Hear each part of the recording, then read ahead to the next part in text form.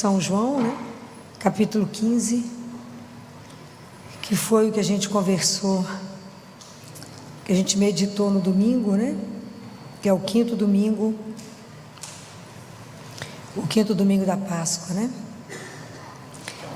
Esse evangelho, Jesus, ele faz uma parábola, né? Ele faz uma comparação sobre essa imagem da videira.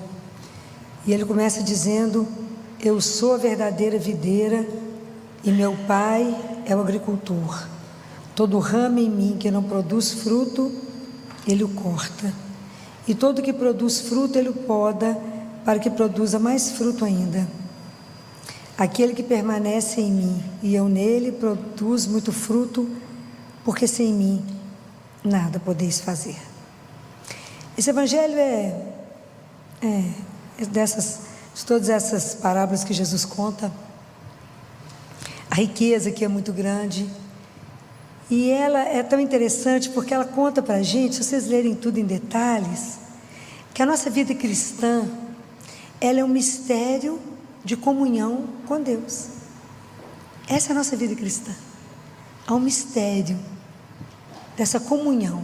Eu só consigo ter fertilidade espiritual se eu permanecer em Deus. Então, quando Jesus faz essa comparação, eu sou a verdadeira videira, essa imagem todos os judeus conheciam, porque o templo de Jerusalém, né, escrito a descrição do livro de um historiador da época, que era Joséfo, ele descreve que o templo era de ouro. E que quando todos os anos eles iam fazer uma visita ao templo, né, eles iam oferecer sacrifícios, e lá de fora, quando eles tinham que passar pelo arco da porta, tinha uma videira imensa em ouro e os cachos do tamanho de um homem. Isso já era conhecido, porque isso tem uma referência em Números capítulo 3, quando Moisés manda Josué ir à terra de Canaã e fala: a terra prometida pelo Senhor, vai lá para você ver a terra. E eles voltam ficando impressionados com a riqueza, que era um lugar que tinha leite e mel. Então isso já era uma analogia de que o reino de Deus, o templo, era de verdade ali, a terra prometida, né? Então quando Jesus fala, ele fala: eu é que sou a videira verdadeira, sou eu que sou. Mas essa imagem as pessoas já sabiam. Então Jesus, mais uma vez, ele faz alusão às coisas do Pai enquanto ele estava aqui. Ele é o templo, a videira verdadeira, né? Aquele que permanece em mim. Quando nós fomos batizados, todos nós fomos enxertados em Cristo pelo batismo. Então é a videira, nós somos colados nele, enxertados nele. E ele fala que a gente precisa produzir frutos, porque estamos enxertados em Cristo. Ele precisa permanecer nele para que isso produza fruto. Porque sem mim, como diz ele, nada podeis fazer. E aí, no século V, no deserto de Gaza, existia um monge que chamava João. Quando um fiel faz uma pergunta para ele interessante, que ele pergunta para ele assim: mas como é que pode conviver a liberdade do homem com sem mim nada podeis fazer? Essa pergunta é uma coisa que a gente pensa mesmo. Mas sem mim vocês não podem fazer nada. Então como é que fica a minha liberdade, sendo que eu não vou conseguir nada? E a explicação dele é, claro, brilhante, né? Ele diz assim: o homem que tem, cada um de nós, quando a gente tem uma tendência ao bem, quando a gente deseja algo do bem, Deus nos dá força para que a gente consiga realizar essa obra boa. Então, na verdade, as coisas boas do mundo, para que Deus consiga realizar, depende de nós. Porque nós temos que ter um desejo do bem para que a força de Deus possa realizar o trabalho através de nós. É belíssimo isso, né? Então todas as vezes que a gente tem um impulso, tem um desejo. A gente já sabe que todo pensamento que chega em nós, bom, procede de Deus. Então, quando aquilo chega, oferece a Ele, né? Fala, isso está de acordo, se estiver de acordo, Ele vai permitir que aquilo se concretize, que aquilo seja realizado. Mas como é que a gente pode permanecer em Deus? O que significa isso de forma prática na nossa vida para hoje, né? Porque Jesus, quando fala isso aqui ele fala lá na última ceia. Como é que a gente permanece em Deus? Não tem jeito. Primeira forma de eu permanecer, eu permaneço por causa da minha fé, porque eu creio. Então eu permaneço. Quando eu creio, eu não creio numa ideia, eu creio numa pessoa, eu creio em alguém. Acreditar é dar o meu coração a alguém. Então eu sei para quem eu estou dando, eu sei diante de quem eu estou. Então eu tenho fé nele, então eu permaneço nele por causa da fé. A forma que eu tenho de me manter na minha fé, de me comunicar com Ele, é pela oração. E a oração é uma coisa espetacular, porque na oração é um momento, primeiro, de um encontro. Então eu me encontro com Deus. A segunda, que para me fazer este encontro, a hora que eu vou encontrar com Ele, a primeira coisa que eu tenho que ir é na minha verdade. Então, a gente reza com sinceridade. Tira a cera, tira a máscara e se revela. Porque Deus sabe quem que a gente é, né? Já sabe, não serve para nada, etc. Mas é preciso que a gente diga. Fala, Senhor, eu vim aqui do jeito que eu estou, eu não preciso fingir que eu sou piedosa, eu não preciso fingir que eu entendo, eu não preciso fingir do mistério, só conheço nada que eu sou, que eu creio, eu quero acreditar, eu quero permanecer, eu quero, mas não dou conta de nada. É assim. É sinceridade, porque com a minha sinceridade, eu tirando a minha cera, eu tenho que voltar o meu coração para o Senhor. Se volte para Ele, fica diante daquele que é. Não venha rezar, a gente, né, muitas vezes começa a rezar e voa, dispersa, viaja, passeia. Já falei isso com vocês outro dia. Fala com o Senhor. Senhor, aproveita que o corpo está presente, busca a alma, né? Porque eu estou voando, né? Comecei a rezar, já viajei, já voltei, já fiz uma turnê na Europa, caí de novo aqui na oração. Então a gente arruma um monte de solução, a gente começa a falar com Jesus, já arrumou solução para tudo, já casou, já separou, já teve filho, o menino já morreu. É uma alucinação que a gente vive diante de Deus. Então concentra naquele momento que a gente está ali e pede a Ele a graça. Fala, Senhor, eu vim assim do jeito que eu sou, porque também eu não tenho nada para acrescentar, porque o Senhor sabe exatamente aquilo que eu sou, né? Então, todas as vezes que vierem, que a gente for rezar, lembra disso. Fica nu. Deixa a sua alma despida. Aquilo que nós somos, nada. Fala, mas é um nada que crê. É um pozinho amado. Fala, eu vim porque creio. Quero crescer espiritualmente. Quero dar fruto. Mas não dou conta sem o Senhor. Então a minha fé me mantém presinha nele, agarradinha nele. A minha oração está ali. Mas os sacramentos, eles são fundamentais. Em especial dos sacramentos, a Eucaristia. Porque a Eucaristia é algo que deixa a gente sem fôlego. Porque olha, de tantas coisas que Deus me deixa encantada, talvez a que mais me tira o fôlego é um Deus que nos criou, nos amou e desce até nós para ser o nosso alimento, para matar a nossa fome, a nossa sede. E isso é uma das coisas que mais me deixa impressionada, porque Ele faz isso todos os dias.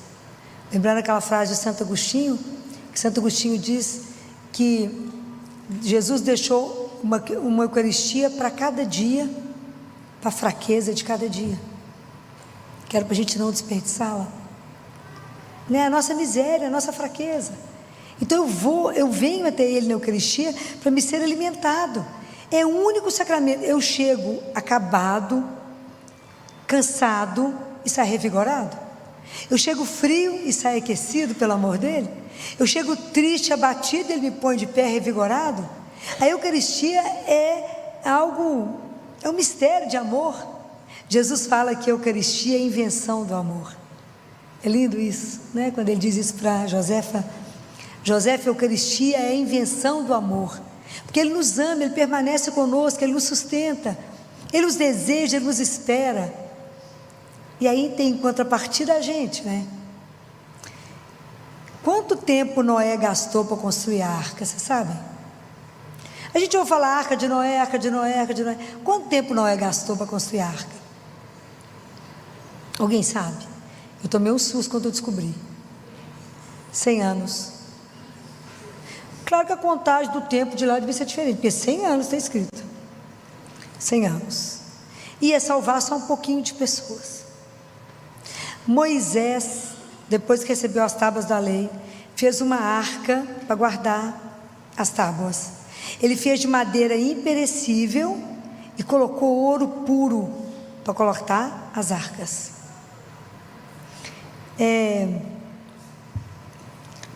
Quando a gente vai receber a Eucaristia, Salomão gastou 7 anos para construir o templo. Para ele colocar a arca dentro, ele fez 1 semana de festa. Dançou, fizeram sacrifício, cantaram, para colocar a arca dentro do templo. Quando a gente comunga, a gente recebe Jesus vivo. O autor da palavra, o autor a própria palavra, né? Ele, o autor da vida, o criador da vida, que aquele povo se preparou tanto para poder guardar algo que lembrasse ele. Nós temos o privilégio de receber o Senhor dos anjos, aquele que o céu não pode conter, vem ficar em nós. E nós preparamos quanto tempo para receber Jesus na Eucaristia? Nem preciso falar, porque a gente quer morrer de vergonha, né? A hora que eu fiquei estudando sobre isso, eu falei: que vergonha, né? Que será que em 15 minutos, enquanto eu estava na fila para receber a Eucaristia, eu dispersei meus pensamentos, em vez de estar concentrado diante de quem eu ia receber? Será que eu preparei o meu corpo para poder receber aquele que é o meu Senhor, o meu Salvador? Com que estado eu venho recebê-lo? Com que consciência eu venho? Disperso. Porque se é um mistério eu permanecer em Deus misticamente pela fé, pelo batismo, vocês imaginem o que é eu recebê-lo vivo e ser a morada de Deus. Esse mistério, Ele em mim e eu nele, isso é uma loucura. Não dá para a gente compreender, claro que não, mas dá para a gente começar a pensar que a Eucaristia é algo para a gente tremer, que nós estamos diante de Deus vivo, que vem fazer habitação em mim. E se Ele vem fazer habitação em mim, aí sim Ele pode amar ao Pai através de mim, e pode amar o irmão através de mim, mas eu não, mas por causa dele em mim. Compreende a beleza do que a gente tem na mão e que às vezes a gente não percebe. A gente chega na missa correndo, chega atrasado, não prepara antes, não pensa, não confessa, faz nada. Por quê? Porque de verdade, a gente não crê que recebe Ele vivo. Eu sei que é difícil, Deus Pai fala, é difícil, parece pão, tem gosto de pão, é branquinho, mas você imagina, eu recebo aquele que é um médico que pode me curar. Eu falo, Ele pode ser o psiquiatra que me restaura, Ele pode ser o psicólogo que me entende. É Ele aquele que mata a minha fome, a minha sede. É Ele que é a minha luz, a minha vida. É Ele que é a razão de tudo. É o nosso Criador. E a gente vem com tanta displicência para a Eucaristia. E a Eucaristia, por excelência nos sacramentos, ela é o que mais me faz permanecer nele. Quanto mais vezes eu comungar, quanto mais vezes eu estiver diante dele, mais chance ele tem de nos transformar. A comida, para ser cozida, transformada, tem que permanecer um tempo no fogo. Então eu tenho que me cuidar disso. Então não tem jeito que a gente tenha com uma Eucaristia, com de vez em quando estar perto, ter uma transformação maior. Quanto mais eu estiver perto de Deus, quanto mais eu tiver a graça da Eucaristia diária, mais chance eu tenho de Deus me transformar e me santificar por causa dele. Mas aí, quando a gente está mantendo a fé, o outro sacramento que a gente precisa voltar, Padre Pio faz uma definição belíssima. Padre Pio falou que confissão é dar banho na alma. Não tem lógica? Tem. A gente toma banho para ficar limpo. Você vai confessar para lavar a alma.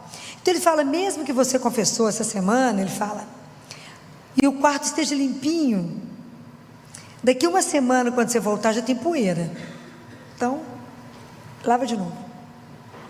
É uma comparação só de santo, né, gente? Belíssima, né? Então, o que pode nos acontecer, que Jesus falou que a gente precisa ter uma coisa que chama vigilância. Porque quando a gente está vivendo uma vida de oração, no caminho nosso da santificação, fazendo os sacramentos, comungando, e Jesus fazendo as obras através de nós, nós corremos qual risco?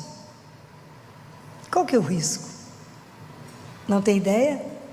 Nós corremos o risco de achar que nós somos espetaculares. Falar, não, você que fez isso? Fala, claro que fui eu que fiz. Nada. Não, Deus fez através de mim. Então, cuidado com a vanglória, cuidado com a soberba, cuidado com a vaidade, porque o mal, ele cresce no meio do bem. Jesus falou da parábola do joio e do trigo. Senhor, a gente arranca? Não, espera crescer, porque o inimigo não dorme. Quanto mais vocês rezarem, quanto mais a gente reza, mais ele cai batendo pesado. Ok? Essa é a regra. Então, a gente acha que nós somos um espetáculo. Lembra de quando Jesus contou daqueles 2 homens que entraram no templo para rezar? Um batia no peito e falava, Senhor, tente piedade de mim que sou pecador. O outro falava, Senhor, olha que bom que eu não sou igual esse, né? Porque eu pago o dízimo, eu faço isso, eu faço aquilo, faço jejum.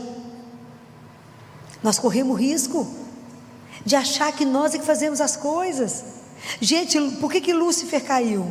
Lúcifer era inteiramente inteligente, mas ele era muito inteligente, que chegou a achar que ele era mais do que Deus, caiu de cabeça. Então cuidado, está escrito na palavra de Deus, cuidado quem está de pé, porque pode cair. E está escrito na palavra de Deus que até os cedros do Líbano caem. Então, humildade, saber que não somos nada, mas Deus pode fazer através de nós coisas espetaculares. Isso Ele pode, porque eu estou me mantendo numa vida contínua de oração, dos sacramentos, e abrir para poder viver o amor. Então nós temos que ter muito cuidado para que a gente não se envaideça com aquilo que não é nosso, né? O que São Paulo disse? O que eu tenho que não foi me dado? O que eu sei que não me foi ensinado? Para nos colocar sempre no lugar de lembrar que tudo é Deus que faz através de nós. Então a gente precisa aprender isso, porque é dessa forma que Deus vai nos podando. Quando a gente acha que é bacana demais, que pode fazer demais, a palavra vai te podando, né? Vocês lembram da passagem quando Jesus quer parar, esqueci agora a cidade, Jesus queria parar lá e o pessoal não quis receber Jesus. Aí João e o outro falou assim: Senhor, o senhor quer que a gente manda fogo descer do céu? Jesus falou: uai, que espírito que é que está andando vocês aí? Porque a gente acha que é mais do que Deus, né? Tem que fazer mais outras coisas, né? Isso é tão interessante que na vida beneditina, numa das funções, né, do monge, quando ele tinha que fazer um balaio, ele só tem que fazer um balaio. Se ele acha que tem que fazer 2 ou 3, não é, ele só tem que fazer aquilo que cabe, é um só. Então às vezes Deus vai nos podando, que a gente vai começando a achar que tem muita asa, e fala: volta. Agora ele falou com Pedro: Pedro, anda atrás de mim, na frente vou eu. Então nós temos que ter esse cuidado, pedir a Ele essa graça, né, de que Ele possa continuar amando, glorificando o Pai, louvando o Pai através da nossa vida. Assim que o padre encerra a missa, glorificai a Deus com a vossa vida. Como é que eu posso glorificar o Pai com a minha vida? A não ser Deus o amando em mim, através da minha vida. Porque sem mim, nada. Mas a nossa parte é se abrir. Então, essa parábola é uma coisa para a gente poder pensar, porque Jesus fala, isso aqui é tão lindo, né? Ele fala: não fostes vós que me escolhestes, mas eu que vos escolhi e vos designei para irdes e produzirdes fruto, e para que o vosso fruto permaneça. O nosso fruto é o fruto da santidade, é o fruto da oração, dos sacramentos e do amor. Nós precisamos, para poder permanecer em Deus, ter uma vigilância sobre os mandamentos, mas não por medo de Deus, mas por amor a Ele. Eu não faço isso por amor. Os primeiros mandamentos, os 3 primeiros, referem ao Deus nosso Pai, e o outro aos irmãos. A gente ainda precisa caminhar um pouco mais até viver o mandamento que Jesus deixou, que é amar como Ele amou. Que é claro que a gente não mata, a gente não rouba, tanta coisa que a gente não faz, mas aprender esse amor do sacrifício como Deus fez. Nós ainda não aprendemos essa parte. É o amor sacrificial, que foi o que Ele fez, Ele deu a vida por nós. Então, até a gente aprender a ser consumido por causa do outro, ajudar o outro, entendemos esse projeto de Deus que é magnífico, mas que a gente não compreende, a gente se entrega, e permitir que Deus faça a obra que Ele sonhou em nós. Pedir a Ele que nos conceda a graça de não passar ao largo da nossa vida verdadeira, mas viver exatamente aquilo que Ele sonhou. Então, uma coisa que pode nos ajudar, a cada dia, por turnos, manhã, tarde, noite, pergunte a Ele: Senhor, o que o Senhor quer que eu faça contigo? E o que o Senhor quer que eu faça por Ti? Mas somente aquilo que o Senhor quer, não além. Para a gente fazer o exercício da humildade. Não aquilo que eu estou pensando, sonhando, mas aquilo que está de acordo com o que o Senhor quer para mim hoje. Porque para Te amar eu só tenho agora. Para vos servir eu só tenho agora. Então, que a gente possa pensar muito nisso. Como é que a gente precisa se manter coladinho nele para não correr o risco de não dar fruto e ser cortado, né? Porque aquele ramo que não dá nada, se ele ficar na planta, ele vai prejudicar a árvore inteira. Mas nós temos um grande segredo para nos ajudar a permanecer, que é Maria. É Nossa Senhora que vai nos ajudar a permanecer em Deus. Ela vai nos ajudar a interceder por nós, nos dar coragem, interceder mesmo, nos ensinar o que é fé. Ninguém teve fé como ela, né? Nos ensinar a confiar em Deus nas situações mais adversas, permanecer colado nele mesmo quando o mundo está do avesso, mesmo quando a nossa vida está do avesso, permanecer em Deus, rezando, participando dos sacramentos, mesmo quando parece que Deus está surdo, mesmo quando Ele não fala nada. Permanecer, saber que o caminho está escuro, não tem importância, se Ele me der a mão, eu caminho. Falo com Ele: Jesus, eu não preciso ver o caminho, o Senhor está enxergando, tudo certo. Eu não preciso ver, eu só preciso Te dar a mão. Se o Senhor me der a mão, eu não terei medo. Então, é que a gente tenha essa entrega, né? Catarina de Siena, que esses dias foi segunda-feira, né? Foi dia dela. Ela perguntou para Deus Pai: como é que eu sei que eu faço a sua vontade? Ele falou: pela paciência da espera. Porque nós somos desesperados. Nós nem acabamos de falar a frase, a gente já quer que Deus já manda a resposta. A paciência da espera. Ela, vocês imaginam, eu sempre, todo sábado eu lembro dela com a espera. Enterrou Jesus na cesta, os discípulos tinham sumido, até que pôr todos de pé. São José já tinha morrido, e ela esperou o que Deus ia fazer. Pode imaginar? Não tinha ninguém para consolar.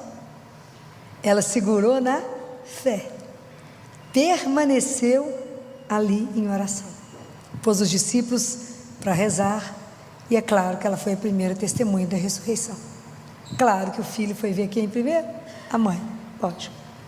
Não está escrito não, mas vocês podem ter certeza. Tem jeito de ter sido. Imagina a alegria dela quando viu ele, coisa de louco, né? Então a gente precisa pensar nisso e pedir a ela.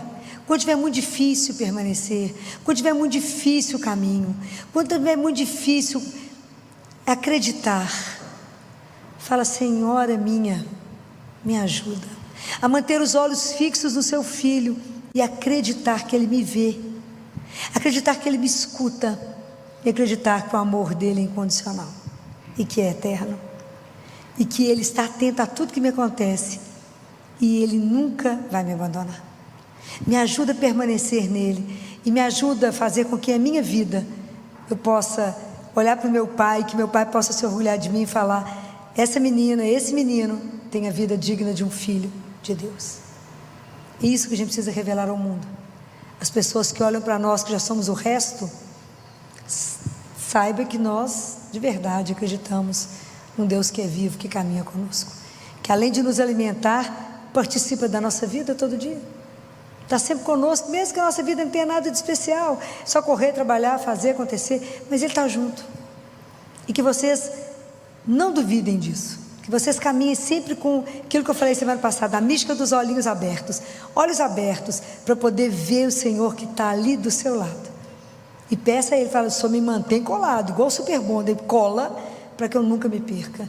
Então, vigilância quanto ao pecado, vigilância, porque o pecado nos separa dele. Peça a Ele a graça, e a gente pede a Nossa Senhora todo dia.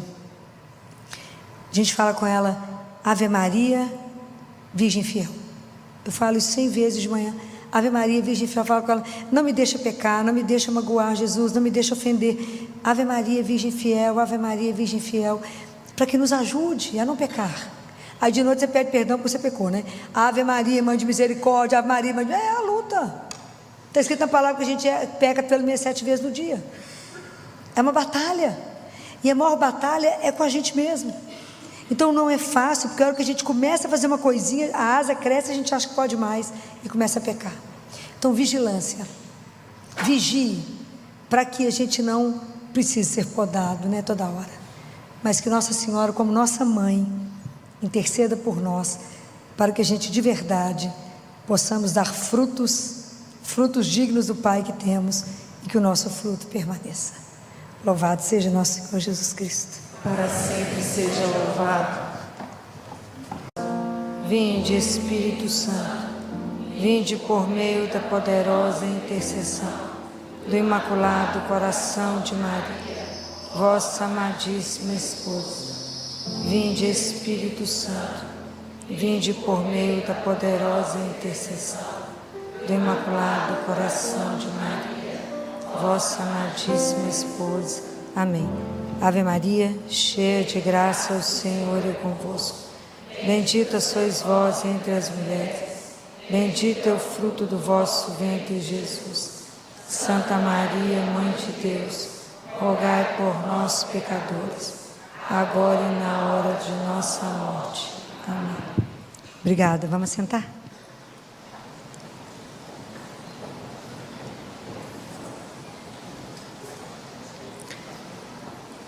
Para quem está com a palavra de Deus e que quer acompanhar, é Mateus capítulo 18, versículo 21. Então Pedro, chegando-se a ele, perguntou-lhe: Senhor, quantas vezes devo perdoar ao irmão que pecar contra mim? Até 7 vezes? Jesus respondeu-lhe: não te digo até 7, mas até 77 vezes. Palavra da salvação. Existem 2 formas da gente revelar o amor que a gente tem pelo outro. Um é dando a vida pelo outro. E a segunda forma, indubitavelmente, é a capacidade de perdoar até chegar a abençoar e amar o ofensor. Fácil? Demais da conta. Como é difícil perdoar. E o perdão é sempre uma palavra que está sempre nas nossas bocas. A gente está sempre falando: perdoa, perdoa, desculpa, perdão. Mas a gente não entende muito bem o que é o perdão. E hoje a gente tem que ter cuidado com algumas coisas, né? quando acontece uma tragédia, quando acontece uma fatalidade, e as pessoas, às vezes alguma coisa de alguma repercussão nacional, uma repercussão maior numa sociedade, que os jornalistas já estão ali com o microfone falando: você perdoa quem fez isso? Vocês acham que está certo? Vocês acham que isso é possível? Acabou de acontecer um fato, você não teve tempo de pensar sobre o fato. Vocês acham que é certo você responder para o outro: perdoa? Isso a gente tem que tomar muito cuidado, porque a chance disso não ser uma verdade, não ser um perdão autêntico, porque perdoar exige um caminho, não é um estalar de dedos, porque o perdão não faz parte do ser humano. Então, por isso nós precisamos aprender a perdoar, porque às vezes a gente acha que perdoar é esquecer. Você fala: já esqueci, aquela ofensa que você me fez, eu esqueci. É possível esquecer? Por que que não é? Porque nós temos capacidade, o ser humano, nós temos uma faculdade que se chama memória, e todo mal que nos é feito, tudo que acontece fica registrado no seu corpo, está registrado na memória o fato acontecido e a pessoa que fez. Só você lembrar, o dia que você recebeu uma notícia ruim, você sabe a roupa que você estava, a hora, aonde você estava, quem te deu notícia, tudo você sabe, os detalhes. Estou falando mentira? Então, a única pessoa capaz de perdoar e esquecer é Deus, por causa da onipotência dele. Ele sim, ele perdoa esquecendo. Isso é na palavra de Deus. E isso é maravilhoso, porque quando eu confesso o meu pecado, como dizia Padre Pio, o único tribunal que você chega e assume a culpa e sai inocente é o confessionário. É o único que eu falo: sou pecador, pequei, fiz errado. Eu falo: perdoado, estava embora inocente. Então, quando a gente confessa, Deus perdoa e esquece todo o mal que nós fizemos, esquece tudo. E é tão espetacular isso em Deus, porque Ele perdoa, Ele zera e você começa de novo. Gente, isso é espetacular. Isso é sem preço, isso é espetacular. Ele de verdade, Ele zera, Ele esquece qualquer coisa que a gente tenha feito. Ele não fica relembrando. Então Deus é a única pessoa que perdoa esquecendo. Nós somos capazes de perdoar, mas guardada na memória. Isso não tem jeito. Então, perdoar não é esquecer. É diferente. Na verdade, à medida que eu vou trabalhando o perdão, isso vai virando uma cicatriz. Mas eu nunca vou deixar de saber o mal que foi feito e quem me fez. Aquilo vai virando mais uma ferida aberta, mas a cicatriz está ali. A gente só trabalha de um jeito diferente, mas isso permanece em nós. Então a única pessoa capaz de perdoar esquecendo é Deus, porque o perdão tem a ver não com a justiça, mas com a misericórdia. E quem que é a fonte da misericórdia?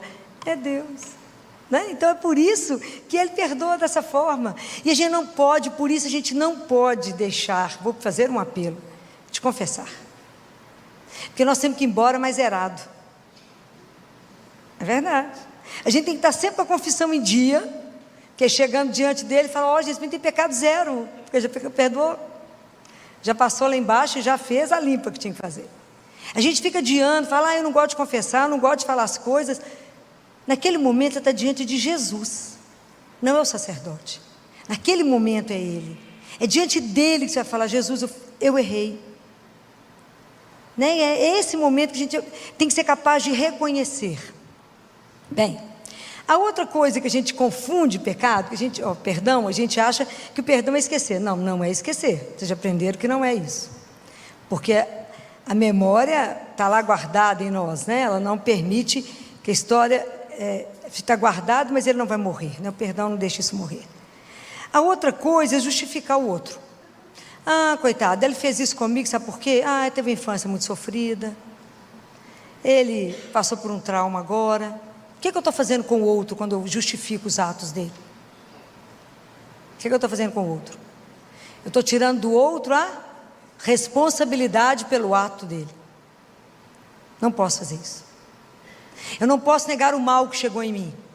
Eu não posso justificar o outro dessa forma, falando, não, coitado. Eu não posso negar a ofensa chegou, magoou, mexeu. Eu falo, não, deixa para lá. Não. Eu tiro do outro o compromisso e a responsabilidade que ele tem com o outro. Eu não posso fazer isso. Então, perdão também não é ignorar a falta do outro. Aquele fato aconteceu. E isso a gente precisa trabalhar em nós, porque aquela ofensa chegou, né? Porque essas são as maneiras que a gente tem de ir driblando a gente mesmo com as histórias. A outra é achar que perdoar é reconciliar. Guarda uma coisa, perdão é uma coisa unilateral. Então, aquela pessoa te ofendeu, você pode decidir perdoar ou não, ok? Como nós somos cristãos, o nosso caminho é de trabalhar o perdão. Mas a pessoa pode não querer, achar que não te ofendeu e nem pedir perdão. Você nunca vai esperar que o outro que te ofendeu tome a primeira atitude, que inclusive ela pode negar. Ou então a gente fala assim, não foi nada, nós vamos voltar a ser como antes. É possível? Por quê? Isso está escrito no livro da sabedoria. Depois que você assa o pão, é possível tirar a farinha de novo? Está na palavra de Deus. Então, nós temos que zerar e começar a história. Teve aquela marca, mas nós vamos começar um outro caminho. Do jeito que era? Não. Trabalhado. É assim que a gente perdoa a traição. Meu marido me traiu, mas eu nunca mais vou perdoar. É possível? É, mas tem um caminho. Porque, então, nós já vimos que perdão não é esquecimento, perdão não é desculpar, a desculpa que eu fico analisando a situação do outro, e perdão não é necessariamente reconciliação. Pode até ser que a gente volte a conversar, caminhar, mas eu perdoo o outro para tirar dele o peso de ser esmagado pela culpa, né? A gente não vai fazer isso. Mas o que a gente precisa, porque é tão interessante, porque eu estou falando que na hora que acontece uma fatalidade e alguém vem te perguntar se você perdoa, a gente precisa entender que perdoar é um caminho, porque perdoar é uma coisa difícil de definir. Perdoar é dar até o seu extremo, é dar até o fim. Isso não é uma brincadeira, porque o perdão ele exige um caminho, chama caminho fatigante do perdão. Porque a primeira coisa que eu preciso fazer quando eu sou ofendida é renunciar à tentação de vingar. Mas eu vou fazer igualzinho. Você me traiu? Trai também. Não é a primeira coisa que você quer fazer? É a primeira. É a primeira coisa que a gente quer fazer, é dar um jeito de vingar. E a gente descobriu que a vingança não é esse caminho, não é o melhor, porque isso vai gerando uma espiral de agressividade que pode ter consequências impressionantes. Eu tinha uma funcionária de uma cidade do norte de Minas, que a cidade era tão violenta que eu brincava com ela que primeiro eles matavam, depois eles perguntavam o nome, que a família dela inteira sofreu uma chacina. Ela foi para lá porque a família inteira, não sobrou ninguém, tinha sido morto, por causa de começaram primeiro com uma ofensa e mataram todo mundo. Entrou lá e matou a família inteira, sem perguntar quem é que foi que fez a ofensa, metralhou de ponta a ponta e resolveu. É uma espiral. Então eu preciso, primeira coisa, renunciar. Jesus falou assim, de onde que surge o mal? Quando Jesus fala, a impureza é o que entra? Não, é o que nasce do nosso coração. É daqui que saem os pensamentos ruins, né? E mesmo a gente sabendo que aquilo é o mal, a gente tem uma tendência a fazer o mal. Filó, de jeito nenhum, não penso nisso. Vocês querem ver como é que isso é possível? Se a gente for bem sincero, como é que a gente já fez isso em algum momento? Muitas vezes a gente, porque de desejar o eros, né? Aquele amor da paixão, você usa o outro e somente. Isso é um risco. Segundo, às vezes a gente tem tanto dinheiro que a gente é incapaz de perceber a necessidade do outro que está do seu lado.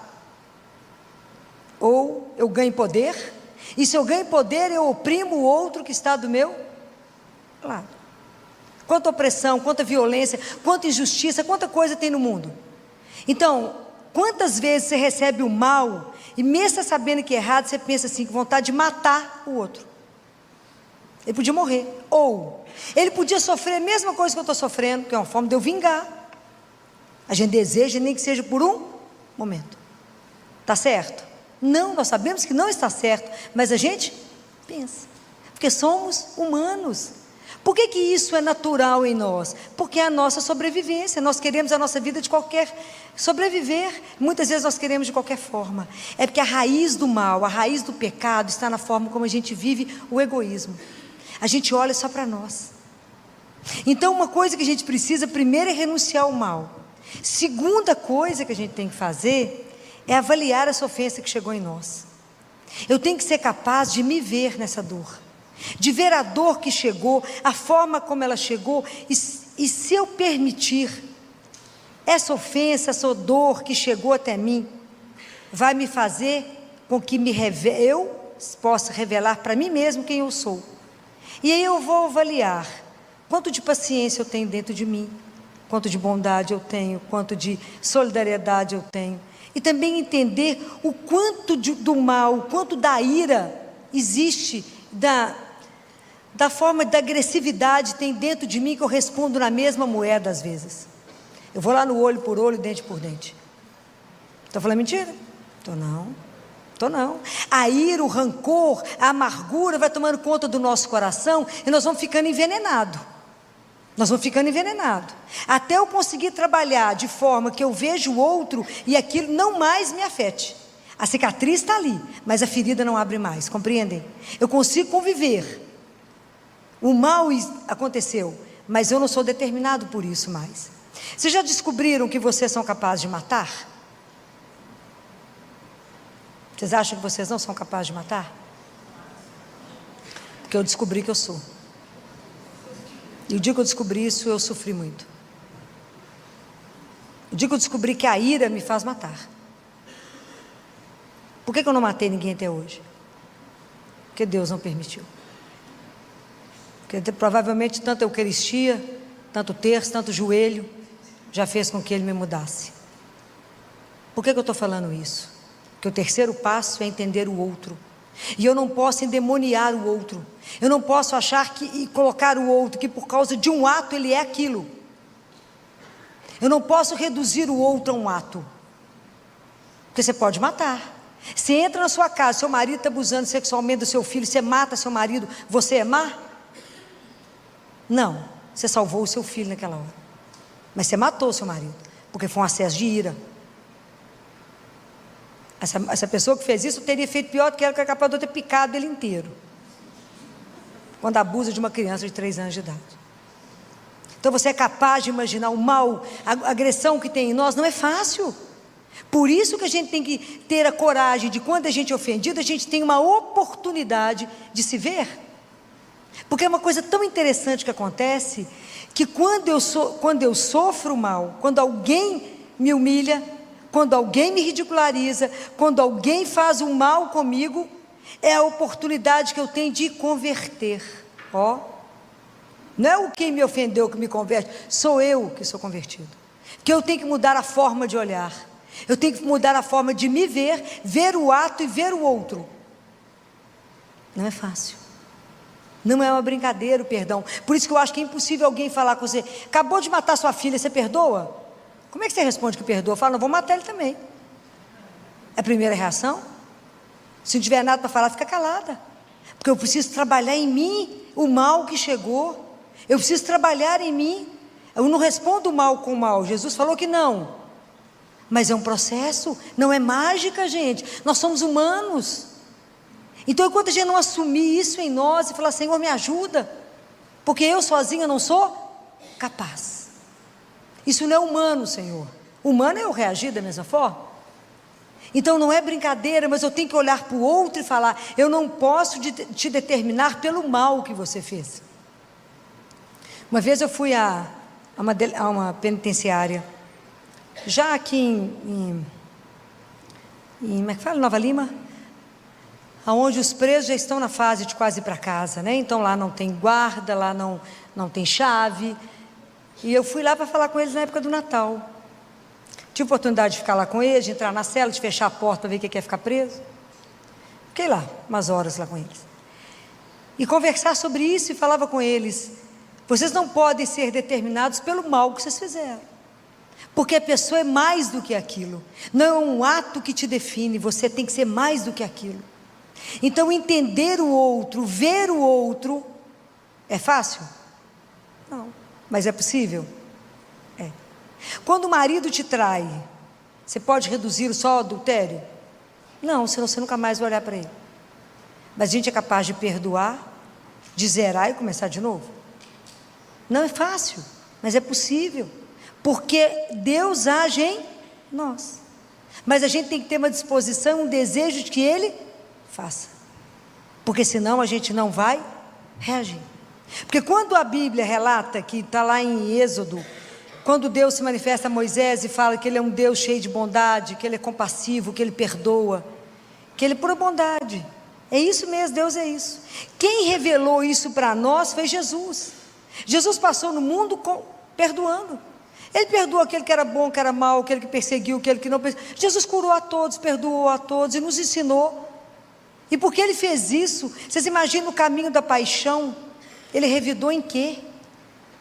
Em nada. Tantos insultos, tantos escarros, tantas vezes que bateram o rosto dele, quebraram o nariz dele, colocaram uma coroa de espinhos, e tudo mais que vocês meditarem da paixão. Ele em nenhum momento revidou a violência, em nenhum momento. E no momento da cruz, Ele pede que o Pai perdoe. Então quando a gente entende que a gente é humano, que a gente também pode ser capaz daquele ato, que eu também tenho mal em mim, que posso fazer, se Deus não trabalhar demais, se Deus não, né, é o fogo com o milho, né, que tem que transformar na pipoca, é muito fogo, é muito espírito, que tem que queimar o barro para fazer isso, para fazer com que a gente seja muito mais espírito do que barro. Então quando a gente tem consciência da nossa situação de miséria, daquilo que eu sou capaz, eu falo: Senhor, somente a vossa graça em mim é capaz de ir, porque eu não sou capaz de nada. Por isso que Jesus falou: sem mim, nada.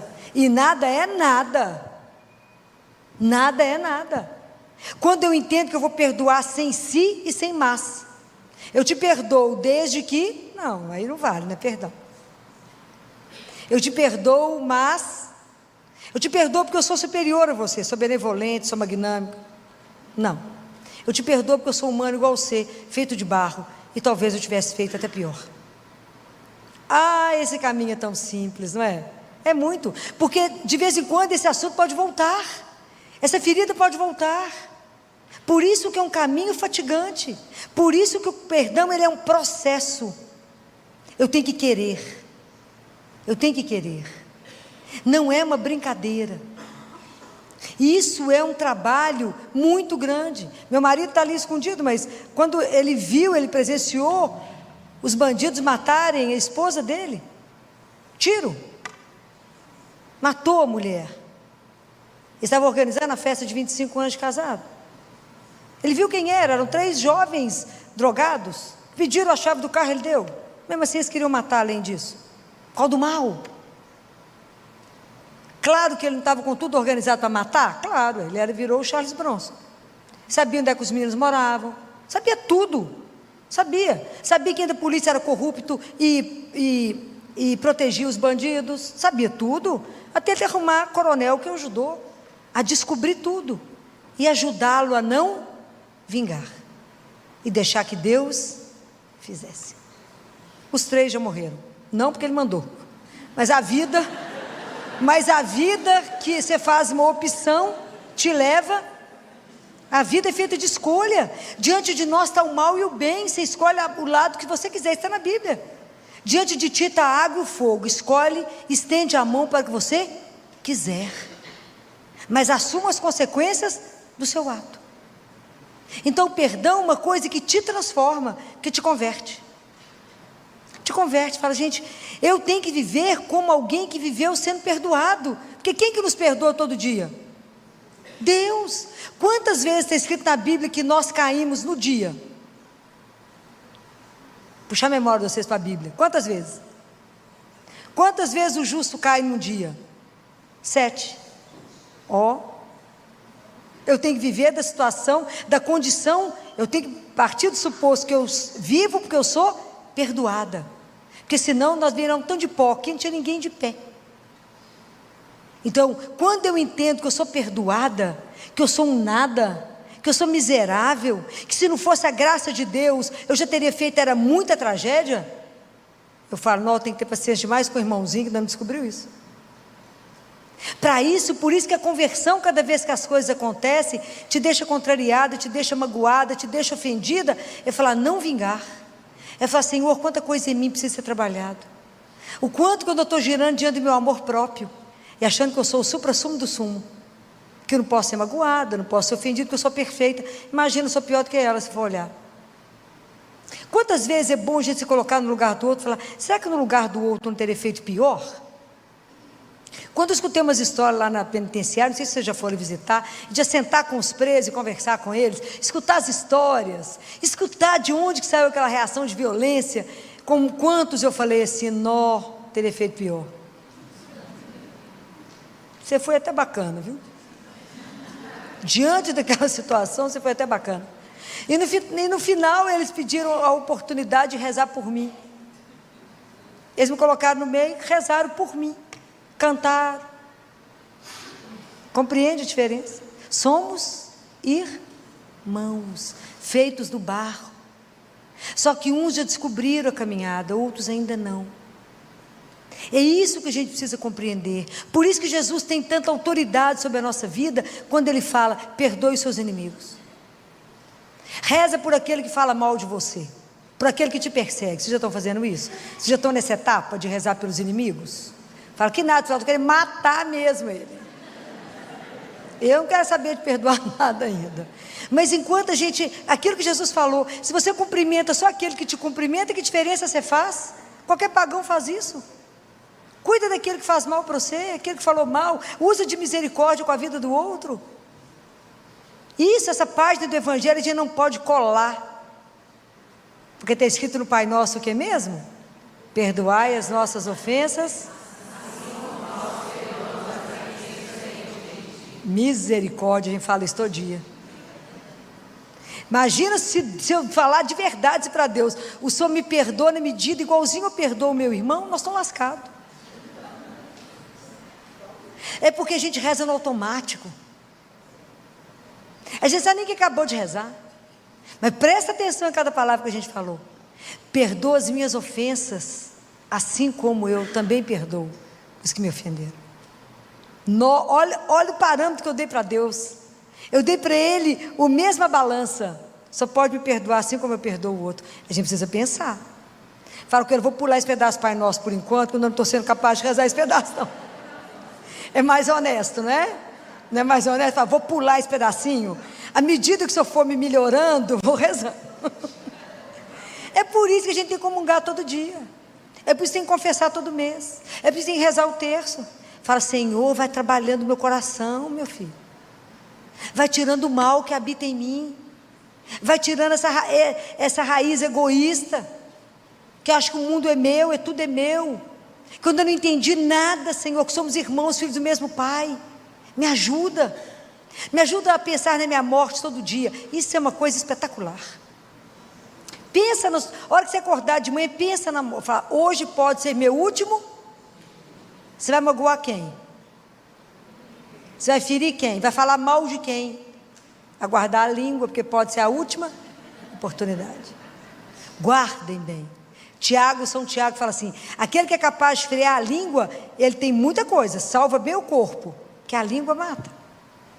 Então a gente precisa ter cuidado. Se você pensa que hoje é o último dia, você fala, eu vou pensar bem em tudo que eu fizer hoje, porque pode ser a última oportunidade. E eu sempre penso assim, quando alguma coisa me deixa muito chateada, eu penso sempre, meu parâmetro é sempre assim, Jesus, diante do Senhor, lá na hora da minha avaliação, isso vai servir de quê? Para nada, vai me atrapalhar a pegar o céu. Então vamos resolver esse negócio de uma vez, né? Bobagem. Por que eu estou ofendida com isso? Bobagem, estou achando que sou muita coisa, sou nada versus nada. Como diz uma amiga minha, zero bolinha ó. Então, é nada. Então, às vezes a gente fica muito melindrado com muita coisa, ou com pouca coisa. Começa a ver isso na dimensão da eternidade. Fala isso diante de Deus, eu vou morrer de vergonha de ter ficado chateado, de ter respondido diante disso. Por que Jesus fala: vinde a mim todos vós que estáis cansados, e eu vos aliviarei, porque meu jugo é suave? Por que o jugo de Jesus é suave? Por quê? Porque é o jugo do perdão, gente. Ele perdoa. Por que o nosso fardo é sempre pesado, gente? As ofensas que a gente vai guardando na vida, liberta isso, porque isso dá câncer. A mágoa dá câncer. É igual que as bombas de infusão, você tem aí pingando gota a gota o ódio. Para quê? Fala bobagem, quero o céu, bem. Ó, larga isso para lá. Então por que nós estamos conversando sobre o perdão? Porque nós precisamos de trabalhar isso na nossa vida. E isso é uma página que nós não podemos pular, porque nós temos um jeito cristão de viver isso, porque nós seguimos Jesus. Senão nós estamos negando a nossa fé. Mas se eu sou cristã, o jeito de eu reagir às ofensas tem que ser diferente de qualquer um que é pagão ou ateu. É um caminho? É um caminho. Você já me perdoa ou não? Ainda não, eu estou trabalhando isso em mim. Porque primeiro eu preciso entender isso, eu tenho que renunciar à vingança, eu tenho que me ver, eu tenho que te ver, e aí entender o processo. E por causa de Jesus falar: o que eu sou feita para muito mais, Ele também é feito para muito mais. E é assim que eu preciso caminhar. Mas é primeiro uma decisão. Nós temos que decidir pelo perdão. É preciso pensar, porque o dia inteiro, a ofensa acontece o dia inteiro na nossa vida. Alguém chega perto de você e fala: sabia que falaram mal de você? Sabia que estavam te criticando? Sabia que falaram que a sua roupa é horrível? Sabia que falou que você fez isso? Sabia que falaram isso? Isso o dia inteiro acontece. Que você foi julgada, condenada, não é assim? O dia inteiro. Se você for levar isso tudo a peito, como é que vai fazer? Não vive bem. O outro, guarda uma coisa que eu vou dizer a vocês: o outro tem o direito de pensar de nós o que ele quiser, tem o direito de julgar do jeito que ele quer. Dizer que ele esteja certo? Porque qual a única pessoa que te conhece? Compreendeu? Então o outro tem o direito de pensar o que quiser a seu respeito. Isso que você não tem que ficar ofendido. Mas isso é quando a gente deixa de querer ser o centro das coisas. Se a gente vive aqui, a gente vive para quem? Pelo menos deveria ser. E se a gente morre para quem? Então no final das contas nós estamos com? E é o que importa, o que Ele vê, o que Ele sabe, o que Ele conhece do seu coração. Então esse é o caminho que nós não podemos fugir dele. Nós precisamos pedir a Jesus todos os dias a graça: me ajuda a perdoar como o Senhor perdoou, me dê um coração como o seu, porque o meu coração eu não vou perdoar, porque isso não é humano, mas isso é um processo da minha conversão. Isso que nós temos que entender, isso que é tão escandaloso no perdão. Quem é que é convertido? Não é quem te ofendeu, é o ofendido que é convertido, porque eu passo por um processo de avaliação minha, de descobrir aquilo que sou e aquilo que essa atitude minha pode significar. É um desafio? É. E eu quero terminar com uma oração, uma das orações mais lindas que eu tive a oportunidade de ver. E essa oração foi feita por um homem que esteve preso, era judeu, esteve preso num campo de concentração. Você imagina uma figura para conseguir chegar num estado desse? Claro que está santificado, o mundo não sabe o nome dele, não, nem nós. Mas a hora que vocês escutarem essa oração, vocês verão. Isso foi encontrado nos poucos pertences que um judeu preso tinha. Imagina, você num campo de concentração, conseguir escrever isso aqui, é algo que só Deus pode fazer no coração de alguém. Eu jamais serei capaz de escrever uma coisa dessa. Jamais conseguirei ter um sentimento desse homem. É muita graça, é muita transformação de Deus em nós. Por isso que a gente precisa estar sempre colado aos sacramentos de Deus, para que a gente possa viver de verdade a nossa fé, que a nossa fé é uma fé exigente, e a gente precisa viver o perdão, porque nós temos que dar o testemunho dele. Escutem bem essa oração. Senhor, quando vieres na tua glória, não te lembres somente dos homens de boa vontade. Lembra-te também dos homens de má vontade. E no dia do julgamento, não te lembres apenas das crueldades e violências que eles praticaram. Lembra-te também dos frutos que produzimos por causa daquilo que eles nos fizeram. Lembra-te da paciência, da coragem, da confraternização, da humildade, da grandeza de alma e da fidelidade que os nossos carrascos acabaram por despertar em cada um de nós. Permite então, Senhor, que os frutos em nós despertados possam servir também para salvar esses homens. Amém. Pai nosso, que estais nos céus, santificado seja o vosso nome. Venha a nós o vosso reino. Seja feita a vossa vontade. Então hoje eu quero conversar um pouco sobre a Eucaristia, para que a gente possa entender não só a Eucaristia, para a gente poder começar a pensar nisso de um jeito que a gente aproveite mais, que talvez a gente não aproveite tanto. Entendendo que a Eucaristia, celebrar a Eucaristia, é celebrar ação de graças. Mas mais do que celebrar a Eucaristia, é conseguir viver uma vida eucarística, que é uma via da gratidão. Para isso eu quero usar Lucas, capítulo 24, que são os discípulos de Emaús.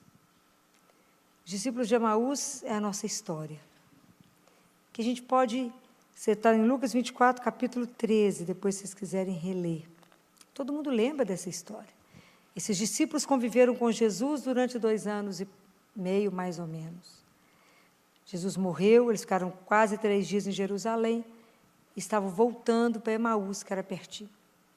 Estavam andando até que aproxima um estranho e faz o caminho com eles, explicando as Escrituras.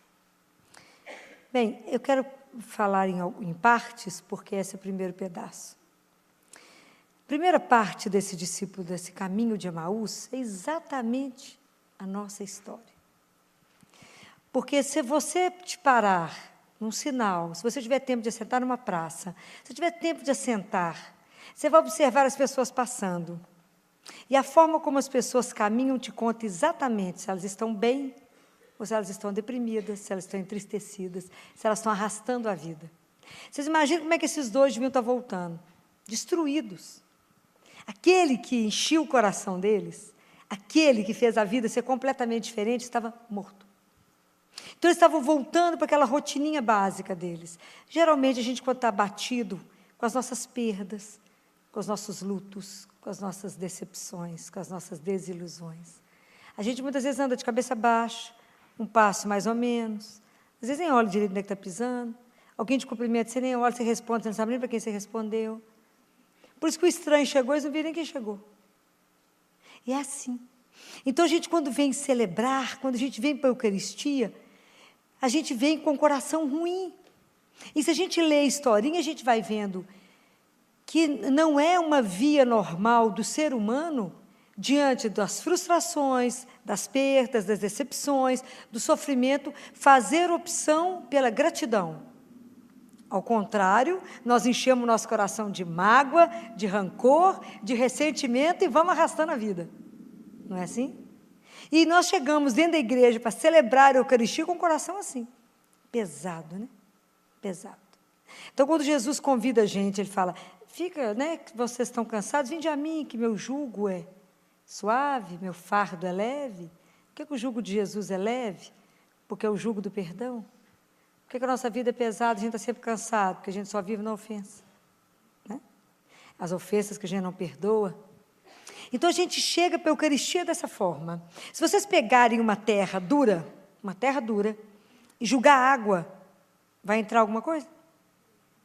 Então, eu preciso pegar essa terra, apertá-la, quebrá-la bem quebrada, para que possa cair a água, a semente ficar e dar fruto. Esse é o coração que a gente tem que chegar na igreja. Nosso coração tem que ser quebrado. amassado. Esse é o famoso coração contrito, né? Quebrado, para que a gente possa receber a água da graça de Deus. Senão, a água bate e cai, e não passa. É isso. Quando a gente chega para celebrar a Eucaristia, a primeira coisa que a gente pede é perdão, né? A gente no canto, Kyrie eleison, cantamos e pedimos misericórdia, tem de piedade de nós, Senhor. Então, é um caminho. O caminho que eu quero discutir aqui com vocês é a gente aprender a fazer da nossa vida uma vida eucarística. E fazer a opção, de vez de rancor, de mágoa, de fazer uma via de gratidão. Aprender a tudo dar graças. Obrigado por tudo. É um caminho, é uma escolha, é uma opção. Porque às vezes a gente não sabia que podia fazer essa escolha, mas é possível fazer essa escolha. Então, tem alguns caminhos, né? Primeiro é entender que eu sou livre e posso fazer essa opção. A segunda coisa que aconteceu com eles, porque primeiro eles estavam ouvindo, foi Jesus falou, o que vocês estão conversando pelo caminho? Eles falaram, você é o único que não está sabendo da novidade? Jesus falou, mais ou menos, não estou sabendo. Então, Jesus começa a falar com eles da palavra. Começa a explicar as Escrituras. Se a gente fizer um contraponto com a Eucaristia, com a celebração eucarística, a gente chega na igreja, pede perdão, pede misericórdia, fala, Senhor, tem de piedade de mim, minha vida não está boa, não, perdi isso, estou entristecida com aquilo, não queria ter frustrado naquilo, só lamúria, né? Muitas perdas. E depois a gente escuta a palavra. Essa escuta da palavra de Deus é um momento importantíssimo para nós, porque a palavra de Deus ela é sacramental. Ela é sacramento. Então, quando eu escuto a palavra de Deus, não é essa palavra que um dia eu vou meditar e vai me transformar algum tempo. Não. A ação de Deus na nossa vida é enquanto a gente escuta. Deus nos transforma enquanto a gente escuta a palavra. E isso é maravilhoso. Fala, Filomena, não tem jeito? Tem. Se você passar por alguém, você pode escutar que alguém te fale, fulano, eu te amo, ou a pessoa pode falar, fulano, eu te odeio. Isso dentro de você não mexe? Mexe, o sangue ferve. Seu coração treme. Então, como é que nós reagimos diante de uma palavra? Bem ou mal? Mas com Deus, a palavra de Deus é que faz a criação acontecer. Deus criou pela palavra. E quando a gente escuta, a palavra é a presença do próprio Deus. E foi isso que foi acontecendo com os discípulos. À medida que eles foram ouvindo, Jesus falou, como vocês são lentos para crer. É duro escutar isso, é mais ou menos para nós. Como nós somos lentos para crer. Então, à medida que ele foi falando a palavra, que ele foi trazendo para aqueles que estavam absolutamente derrotados, e às vezes, em algum momento da nossa vida, a gente está tão derrotado. A gente acha que a nossa vida não vale absolutamente nada, que a gente é tão insignificante, que a nossa história é um nada. Aí, quando Jesus começa a explicar, eles vão entendendo que aquilo tudo fazia parte de algo maior. E que, na verdade, aquele amigo que morreu foi para dar uma dimensão de uma coisa muito maior, foi para dar uma vida que é eterna. Então, eles foram começando a compreender, foram começando a ver que alguma coisa ardia o coração deles. Eles não estão entendendo direito, não, mas algo foi mexendo dentro deles e provavelmente eles foram levantando a cabeça. Porque também assim, às vezes, quando você está muito abatido, porque alguém chegou com alguma palavra, você está desanimado com alguma coisa, é preciso que todos os dias a gente consiga ouvir uma palavra que nos ponha de pé. Porque é o poder da palavra de Deus que nos coloca de pé. Porque às vezes, só que você acha que você não dá conta de nada, você escuta assim, bem-aventurados aqueles que choram, porque serão consolados. Você fala, então, tem uma esperança de que alguma coisa vai mudar, que alguma coisa vai acontecer, que Deus está vendo a minha perda, está vendo o meu sofrimento e vai intervir, e vai me ajudar a caminhar. Então, isso é uma coisa que faz parte da nossa vida. A gente poder pegar nosso sofrimento, escutar isso diante da palavra e poder transformar. Mas tudo é escolha, porque nem todo mundo vai escolher isso. É escolha. Porque no momento que os discípulos foram chegando perto de Emaús, Jesus fingiu que ia dar sequência. Ele poderia dar sequência. Mas aqui eles fazem para Jesus um convite, que eles falam com Jesus, permanece conosco, porque é tarde, e o dia já declina. Talvez essa seja a frase mais importante desse trecho. Porque durante o nosso dia, hoje, vocês encontraram com um tanto de gente. Muitas pessoas falaram um monte de coisa bacana para vocês. e que vocês conversaram, escutaram e foram embora. Então, aqui existiu uma conversa, mas não existiu um aprofundamento, não existiu uma continuidade. Você encontrou, conversou e despediu. O convite, ele é essencial para que uma relação se aprofunde. E era isso que Jesus espera. Porque, na verdade, a gente acha que quando a gente vai comungar, a gente vai celebrar a Eucaristia, é só o Senhor que nos convida para cá. Não, Ele está esperando esse convite. Porque se a gente não convidar Jesus, para que a gente possa estabelecer uma relação profunda com Ele, falar com Ele: Jesus, eu quero que o Senhor seja não só o meu companheiro de caminhada, mas o companheiro de minha alma. Se eu não convidar, Ele vai ser sempre o estranho da minha vida. Ele vai ser sempre alguém que tem notícias, ideias boas, palavras maravilhosas. Jesus vai ser sempre aquele, figura interessante, um profeta bacana, mas nunca aquele amigo íntimo, aquela pessoa da minha alma, que eu não o convidei para entrar e ficar comigo. E isso nós temos que fazer em toda a Eucaristia. Fica comigo, Senhor, porque é tarde. Fica comigo, porque eu preciso da sua caminhada. Eu quero que o Senhor entre na minha casa. Será que a gente tem coragem de levar Jesus exatamente para as pessoas com quem a gente convive? Será que a gente tem coragem de apresentar a Jesus aonde a gente vai? Será que eu posso permitir a Jesus que Ele entre naquele lugar na minha casa que eu não deixo ninguém entrar? Será que eu permito que Ele veja o que tenho de luz e de sombra? Será que eu permito a Ele que me veja do jeito que eu não gostaria que ninguém me visse? Será que eu posso ver? Ele me vê na cozinha?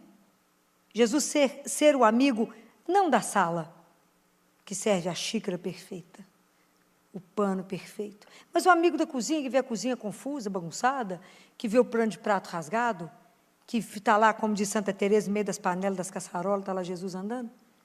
Será que eu levo Jesus para a minha intimidade? Porque enquanto eu não fizer esse convite para que Ele permaneça, fique comigo, Ele não será o meu Senhor e o meu Deus. Não será. Ele será sempre o estranho, que passou pela minha vida, que me falou uma coisa bacana, mas que não fez laço comigo. Porque assim é a gente com as pessoas que a gente encontrou hoje. Você encontrou com um monte de gente bacana, mas você não fez laço com essa pessoa.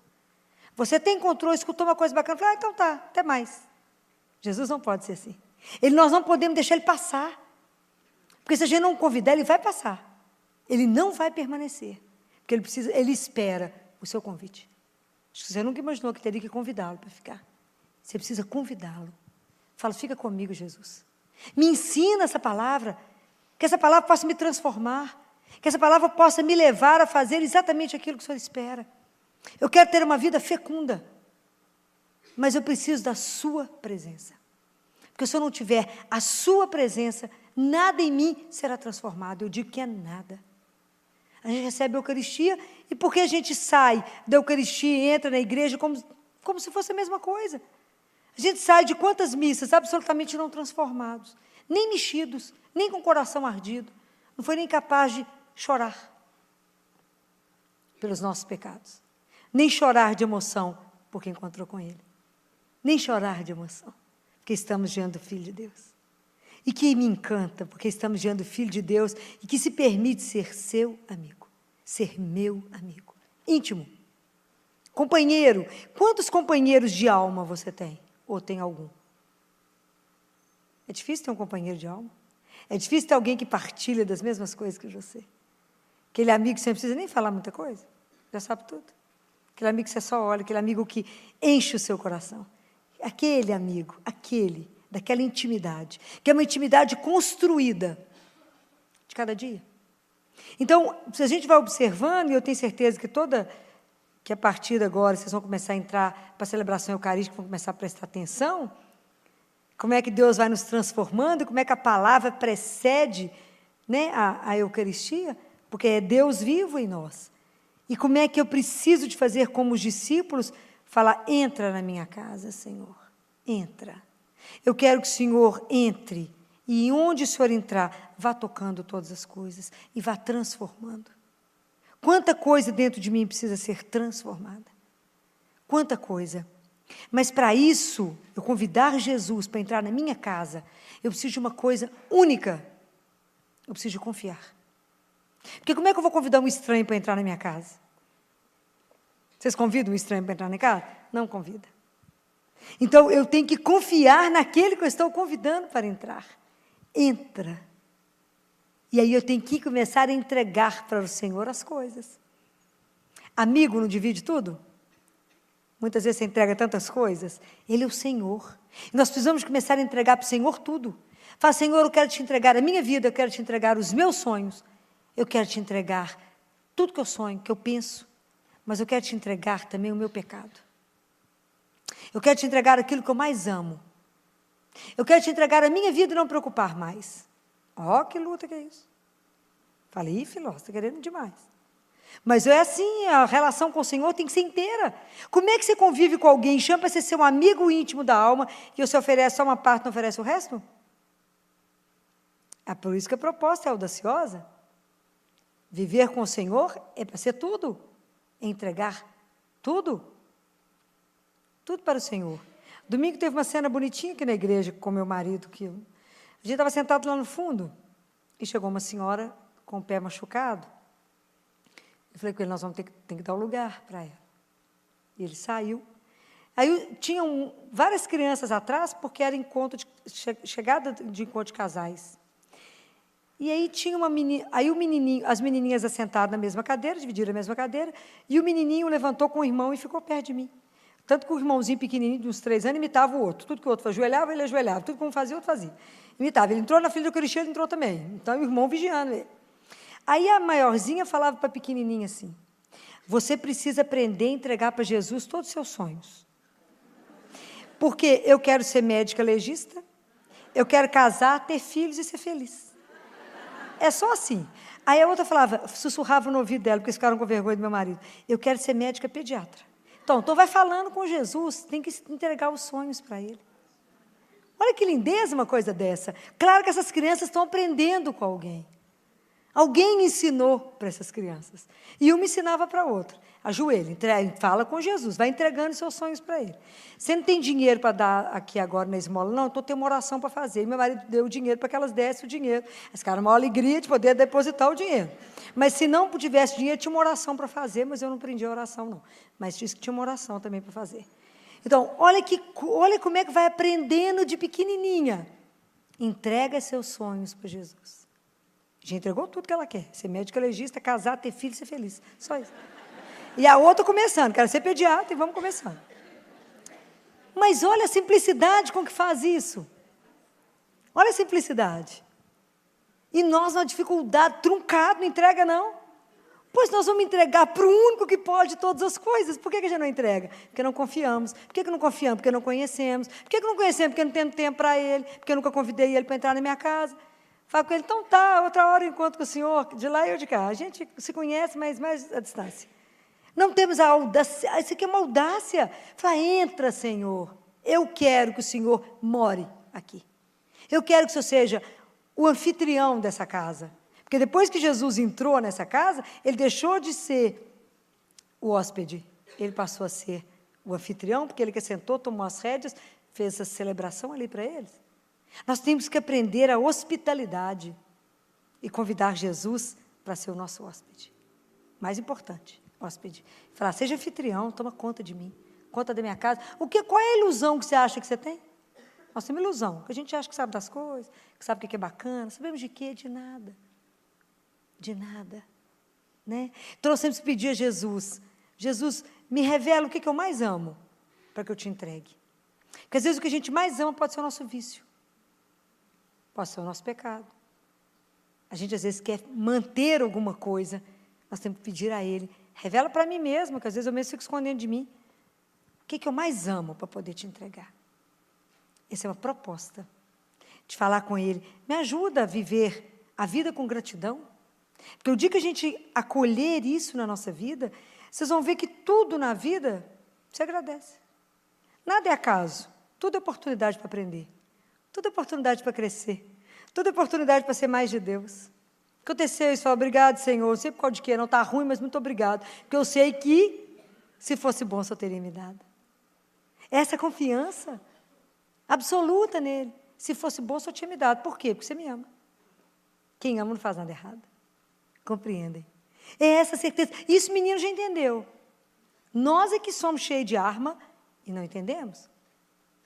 Então, quando a gente vai se preparar para a Eucaristia, eu gostaria de falar aqui algumas coisas, como a gente se prepara mal. E Deus Pai fala uma coisa tão linda no livro Diálogo com Catarina de Siena, que ele fala que a gente, para poder recebê-lo, receber Jesus vivo, vocês imaginam que Deus é esse? Que Deus é esse? Que nos criou, nos sustenta e nos alimenta com seu corpo, sangue, alma e divindade. Ele vem até nós e nos alimenta. Vocês imaginam o que é isso? Nós não temos dimensão para compreender esse mistério, aquilo é demais. Mas Deus Pai falou que ele dá uns exemplos muito bonitinhos, né? Se vocês estiverem lendo esse livro, o Diálogo, é encantador como é que Deus Pai faz de tudo para que a Catarina entenda, é claro que para a gente ver se entende. Então ele fala, Catarina, vou explicar para vocês, é mais ou menos como se eu tivesse criado vocês, igual se fosse uma vela. Para vocês pegarem fogo, eu tinha que pôr um pavio. Então, para vocês vão pegar fogo onde? No meu amor. Então, quando vocês entram para uma fila para receber a Eucaristia, cada um leva uma vela de 5 centímetros, ou de 10 centímetros, ou de meio metro, ou de 1 metro. O tamanho da vela, Catarina, é o tamanho da sua fé e do seu amor que você vem recebê-lo. Olha que lindo isso. E se a humanidade inteira vier receber, aquecer e pegar o fogo em mim, esse fogo não se extingue. Ao contrário, quanto mais tiro, mais tem. Então, cada um vai receber de acordo com o amor e a fé que você tiver. Mas, às vezes, vocês vêm com o pavio molhado, Catarina. O que é o pavio molhado? É o pecado. Então, o pecado molha e não deixa a vela pegar fogo. Então, é assim, Catarina, igual quando você pega uma vela molhada e põe no fogo, ela faz o barulho, mas o fogo não fica. Compreenderam? Por isso que a gente precisa tanto da confissão, para que a gente possa receber Jesus em estado de graça, para que a gente possa receber melhor, acolher melhor, viver melhor. A gente não pode entrar numa fila da Eucaristia desanimado ou às vezes, fazendo o que acho que é um grande problema que a gente pode viver hoje, é começar a viver e receber a Eucaristia como rotina, como algo a mais, como faz parte da missa. Não é. É o momento que eu estou sendo alimentado e estou recebendo Jesus vivo. O dia que a gente tiver a dimensão do que significa isso, e às vezes por algum momento, e por graça, absolutamente por graça, Deus pode permitir que um de nós, no momento de receber a Eucaristia, receba a graça do temor de saber diante de quem estamos. Não é temor de medo, é a emoção de saber que estamos diante de Jesus vivinho. É para cair duro, claro, básico. De saber que você está diante dEle, que você recebe Ele. Isso não é uma brincadeira. Mas quantos santos e quantas pessoas são agraciados por receber nesse momento. É o que um ateu disse uma vez. Se eu tivesse certeza que é o Filho de Deus que está ali, eu vou ajoelhar e nunca mais levanto. E nunca mais levanto. Então, nós não podemos banalizar a Eucaristia. Nós temos que vir para a Eucaristia com uma alegria imensa. E se eu chego aqui carregado das minhas dores, a Eucaristia tem que ter o poder de falar comigo. A morte, ela não tem a última palavra. A última palavra da sua vida chama-se amor. E mesmo no meio de todo o seu sofrimento, a Eucaristia tem que te pôr de pé, porque você está diante do Filho de Deus que te sustenta. Se a Eucaristia não estiver tendo esse poder na nossa vida, tem algo errado. A Eucaristia tem que fazer sair dessa igreja dançando, porque eu estou com Ele. Eu o convidei, fica comigo, Senhor. Compreendem? Quando eu recebo a Eucaristia, não é o fim ou o começo da nossa missão. Ide contai o que aconteceu. Foi o que os discípulos foram. Tinha medo? Tinha. Pois de repente, o que acontece, você recebe Jesus vivo e de repente ele some. Mas Deus Pai fala de um jeito tão lindo. Ele fala, Catarina, depois que Jesus passa, é como se eu pegasse um selo quente e colocasse marcasse uma cera um ferro quente marcasse, a marca da graça fica impressa em vocês, não tem jeito de sair. Vocês estão marcados por mim. Presta atenção nisso. Marcados por Ele. A graça está em nós.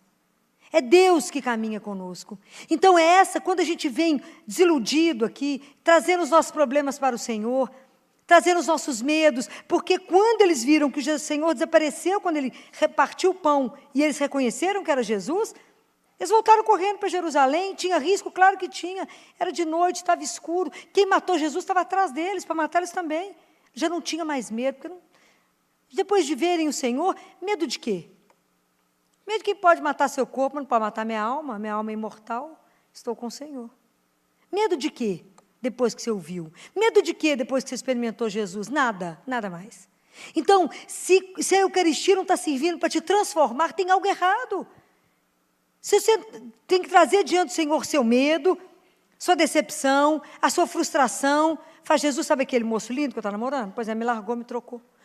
Se você ficar arrasada naquilo, tem que superar o medo, falar, trocou, mas ele é mais do que eu? Não, então vamos seguir a vida. Vamos seguir a vida. Você não pode se reduzir a isto. Você é muito mais do que isso. A sua vida não é qualquer coisa. Mesmo a vida, essa rotina basiquinha, Senhor, sim, isso, sim, ela tem um significado fundamental para Ele. Mesmo o nosso nada é muito diante dos olhos de Deus. Então, não precisamos achar que a nossa vida não é nada. Mas nós temos que sair da Eucaristia transformados. Com uma força que ninguém nos segura. Tinha um santo que falava, que agora não lembro, é muito santo que eu leio, misturo santos, para não misturar santo.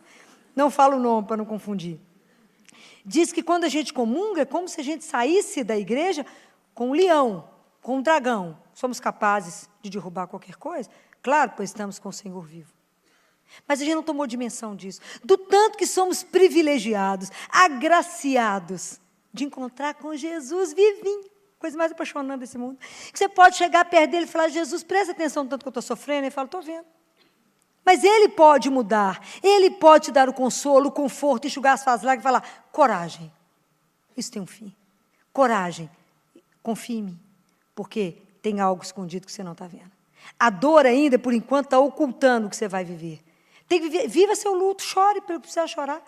Mas não pare no choro. Caminha. Era o que eu falava com a minha mãe quando o pai morreu. Eu falei, mãe, a gente chora e anda e anda. Não pode ficar parado, minha filha. Vai andando, vai enxugando as lágrimas, vai andando. Não pare. Porque a gente caminha com quem anda, que é Jesus. Ele é o seu companheiro de caminhada. Ele é o seu companheiro de jornada. Ele é o seu companheiro de alma. É o único que te conforta. É o único que te dá sustento. A hora que você fala, Jesus, eu estou triste. Fala, estou aqui. Se eu estou aqui, está tudo certo. Se eu estou aqui com você, o que mais nós temos medo? É lá que a gente vai lá todo dia renovar nossa força. É Ele que é a nossa alegria. É Ele que, diante do sofrimento, de qualquer dificuldade, eu sei que Ele ali não tem a última palavra. Tem mais. O Senhor está conosco. Isso é que sustentou Nossa Senhora de pé. A certeza, a fé. A certeza que Deus mudaria alguma coisa. Mesmo diante, ela esperou contra toda esperança, né, gente? Tinha nada acontecendo. Mas ela acreditou que algo havia. Bem-aventurada, feliz aquela que acreditou, foi o que Marta disse a Maria. Bem-aventurada és tu, Maria, por quem você vai acontecer aquilo que você acreditou. Por que nada acontece conosco? Porque a gente mais duvida de Deus do que acredita. A gente recebe a Eucaristia, o povo vai embora, fala, por que esse povo está saindo correndo da missa, gente? Acabou de receber Jesus, vive e fala, eu falo, Jesus não está sabendo o que está recebendo. Não sabe de que está diante do Altíssimo. Ajoelha, conversa com Ele, derrama seu coração diante dEle, fala, me acode, eu não quero viver nessa raiva, nesse ressentimento, que isso seca a minha alma e me mata. Transforma essa minha dor, me ajuda a perdoar, circula em mim a certeza que eu sou seu filho, que eu sou importante para o Senhor, me dê amor, me sustente. É diferente. Aí depois que a gente aprender a viver essa intimidade, como é que você vai ficar calado? Como é que você não vai contar para as pessoas o que você experimentou? É o que João fala na primeira carta dele, o que meu olho viu, o que eu escutei, o que eu peguei, como é que eu vou calar? Não calo, eu falo. Aí vocês vão começar a contar para os outros o que vocês viram, o que vocês viveram. E a sua família vai começar a perceber as transformações que você vai experimentar.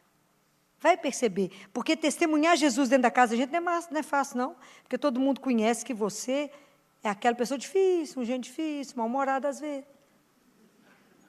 Você contando papo, não resolveu nada. Mas é devagar que Jesus vai nos transformando, porque é à medida que a gente vai deixando. Transformando até que a gente convença o povo da casa. É assim? No início, quando eu comecei a fazer missa diária, quantos anos atrás, eu nem sei quantos anos tem isso, o povo da minha casa ficou apavorado. Verdade. Eles já falavam assim, gente, está acontecendo alguma coisa com a Filó? Minha mãe ficou em pânico. Ela falava, ela ligava e falava, você não arrumou um namorado? Não. Eu cutucava Jesus e falava, presta atenção. Presta atenção. Estão achando que eu estou indo à igreja porque eu estou sem namorado. Eles não descobriram que meu amor maior é você, ainda não entenderam isso, não. Mas precisa, meu pai falava, mas precisa de missa todo dia, minha filha. Até falar, você me está pecando tanto em Belo Horizonte, eu não estou sabendo, né? De tanto que essa menina está arrumando em Belo Horizonte, por que você vai a missa todo dia? Eu sempre olhava, mas todo dia? Mas vocês comem quantas vezes no dia? 5, mais ou menos. Oliveira, então, no interior, come muito. Todo o dia inteiro come. Nutre a alma quantas vezes mesmo? Você vai à missa só domingo? Por isso que você arrasta. Por isso que esse desânimo. Eu vejo Jesus todo dia, porque sou animada. É o contrário? Chega animada. Filó, como é que você dá conta da sua vida? Ou vocês esqueceram que eu recebo Jesus vivo todo santo dia, vocês não acreditam nisso? Vocês não acreditam que ele é vivo? Ela fica me olhando e fala, coitada, acho que ela tem um parafuso a menos. É melhor não apertá-la muito, não, é? Mas o povo fica desconfiado, porque o povo não crê, gente. Se a gente acreditasse, qual dia da semana você não iria à missa? Todos. Você iria todos os dias. Fala, onde é que você está indo? Encontrar com Jesus. Falo com ele, quem me via correr de manhã, desse jeito, fala, gente, por que você me está correndo tanto? Eu vou rindo. Falo que eu mal sabia que eu vou te encontrar, né, Gracinha? Fala a verdade. É para te encontrar, para não perder um minuto de estar com ele. Mas não cremos que estamos diante daquele que é o Senhor. Aí, depois que eu recebo a Eucaristia, não encerrou. Ele fala, agora você vai e começa a sua missão. Porque você veio e vai me anunciar. E vai levar o meu nome, e vai confortar aqueles que estão no chão, e vai dar coragem para a turma começar, e vai cuidar de alguém que está moribundo, e vai dar um banho naquele que às vezes está morrendo, e vai dar uma palavra de conforto e falar, não acaba aqui não, bom, continua, lá muito melhor, pode ir, filho, sem medo. Se o seu coração tem medo, Deus é maior, não precisa ter medo não, mas tem que conhecer a palavrinha de Deus para poder falar, para dar conforto para o outro, para sustentar o outro. E essa vida eucarística, ela é discreta. É discreta, não tem holofote, não. É ali, porque é no dia a dia, a hora que você passa, dá um sorriso para um, que você sustenta o outro. É onde você vai testemunhando, é onde você vai dar testemunho daquilo que você crê. Que você vai falar a sua palavra, que você não vai ter vergonha de dizer, eu creio. Em quem? Jesus mesmo, o sobrenome dele é de Nazaré, filho de Nossa Senhora, pode falar. Porque o povo fica assim na dúvida de quem será que ela está falando. Fala com todas as letras. E não encolhe quando você for falar o nome dele, não. Estufa o peito e fala, Jesus. De onde você está vindo? Da missa, recebi Jesus vivo. Conhece? Não, um dia eu posso te mostrar. Não tenha medo, cutuca as pessoas, incomode as pessoas. Mostra que é um outro jeito de andar por esse mundo. Porque a gente fica querendo entrar todo mundo no mesma forma. Não, tem uma forma diferente. Tem uma forma que olha pelo miserável, que olha pelo pobre, que consola aquele que está batido, que luta pelas pessoas que têm dificuldade, que não aceita que a pessoa pobre receba menos do que ela é digna, porque somos irmãos. Não sei se vocês viram uma reportagem, se já ouviram do dono do Hospital de Câncer de Barretos. Esse homem é um testemunho de fé. Ele gasta por mês 35 milhões. Então ele fala que 15 milhões o SUS paga. Os outros 20, ele sabe que Deus vai mandar. E todas essas doações chegam dos pobres. Tudo que ele tem lá é de melhor. Tudo. Porque ele falou que sempre viveu com uma indignação na alma. Por que que o pobre, além de tudo, ele tem que receber? Nunca pode comprar o original, tem que ser o genérico. Nunca pode receber o melhor. Por quê? Se ele é meu irmão. Então, tudo que tem no hospital dele é o de melhor. Qual que é o aparelho melhor? Então, esse que eu vou comprar. O que é de melhor? É lá que ele compra e tem. E como o tratamento de câncer, em geral, às vezes as crianças duram em torno de 1 ano e meio, ele montou as casas em volta do hospital. Então, vai, o pai e a mãe, vem gente do Brasil inteiro, e as crianças. Ele arruma trabalho para o pai, escola para os meninos, e a mãe toma conta do menino, para não separar a família. Mas tudo tem uma história. E é isso que eu acho que quando eu vi essas crianças, que meu marido contou o que essas crianças fizeram, Esse homem também tem uma história. E a história dele começou com a bisavó dele. A bisavó, no ano de 1800 e pouco, casada com um coronel, ela colocava dentro de casa 18 pessoas doentes. O marido era coronel, mandava buscar os médicos lá na capital, lá na cidade. Ela cuidava de 18 doentes em casa. Teve um filho, médico, que formou em São Paulo, voltou para o interior, nunca recebeu uma consulta particular, só os pobres. Esse avô médico teve um filho médico, casou com a médica, os dois estudaram na USP e montaram um hospital no interior para cuidar dos pobres. Mas aonde que veio a herança? Da bisavó. Ele falou na entrevista com o Adriano Galisteu, Adriano falou, mas como é que é esse negócio de fé? É a fé. Ele falou, eu sei que quanto mais eu faço bem e quero melhor, as bênçãos vêm para que eu faça melhor. Sempre melhor. Então, eu nunca perdi uma noite de sono, porque eu sei que os 20 milhões vão chegar todo mês. Quantia pouca, né? 20 milhões, pouquinho, vai chegar todo mês. Não tenho medo que o dinheiro não vai deixar de vir, mas é pela minha fé. E você já viu o milagre, Adriana? Perguntou, ele falou, muitos, para começar comigo. Eu queria pôr fogo no hospital do meu pai, porque eu não estudei só até a 8ª série, porque eu queria ser peão, ficar na fazenda com meu avô, loucura com o avô médico, loucura. Mas foi eu que fui administrar tudo. E meu pai já tinha perdido muito dinheiro, porque eles vendiam tudo, fazenda, gado, para manter o hospital. E aí eu decidi que eu ia pôr fogo no hospital. Marquei o dia que eu ia pôr fogo no hospital, porque eu não aguentava mais aquilo. Aí um médico me chamou e falou, se você construir mais uma sala aqui, você vai salvar mais vida do que eu e seu pai, porque nós vamos ter oportunidade de operar mais. Ele falou que foi dormir com ódio. Falou, eu vou pôr fogo nisso tudo, mas não vai sobrar nada. Aí ele falou com o Adriano que ele acordou com um amor que incendiava ele, que ele tinha que manter tudo de pé. Ele falou, o primeiro milagre Deus fez em mim. Então é disso que eu falo, que quando a gente vive isso forte, Deus faz mesmo. Porque é um só Deus que faz tudo diferente em cada um de nós. É Ele que faz, é Ele que transforma tudo. Então a nossa missão é ligar, é entender que a Eucaristia é junto com a vida eucarística. Que a Eucaristia é um dom, é uma graça que Deus nos dá, ela vem do alto. Ela é dada livremente, para que você receba livremente. Não somos obrigados a colher, nada disso que eu estou falando com vocês. Não somos obrigados.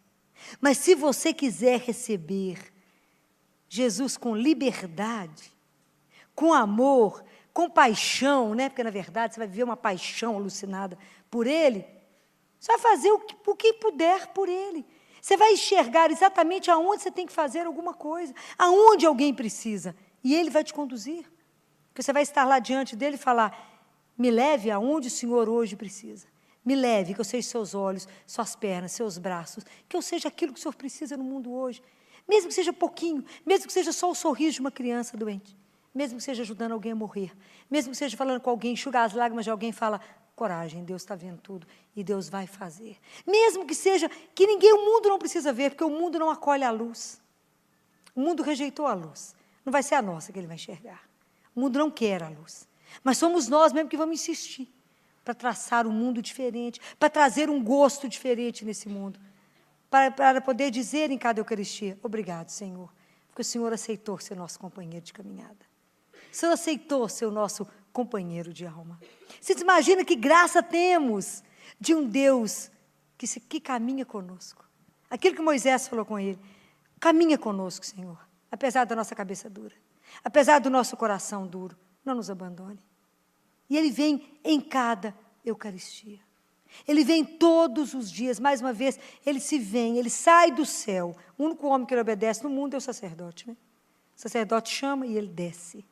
Ele vem todos os dias.